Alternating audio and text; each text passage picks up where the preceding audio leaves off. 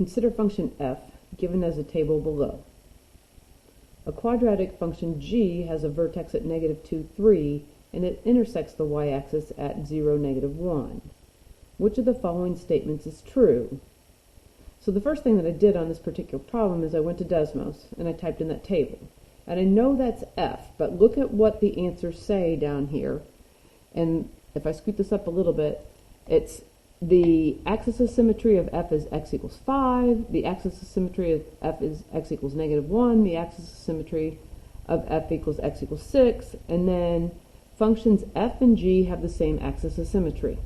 And just a reminder that an axis of symmetry is a line that cuts the graph in half, such that if we fold it along that vertical line, the right half of the graph will land on the left half of the graph, or vice versa.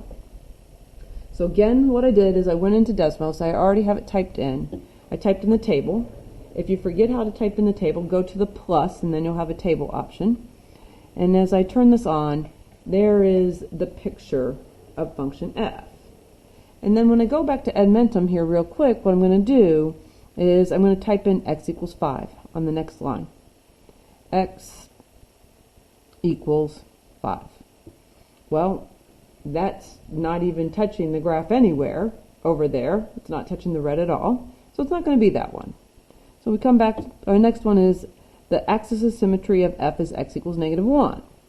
So if we go back here and we type in -1, sure enough, if you look at that, that's in the middle, and then this point is one space away, this point is one space away from that. This point is 2 spaces away, and on the other side, it's this exact same distance away.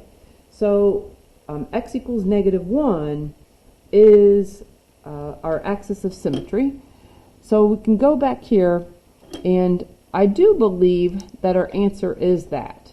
Now if we go back and look at this, the x equals -1 comes from the vertex.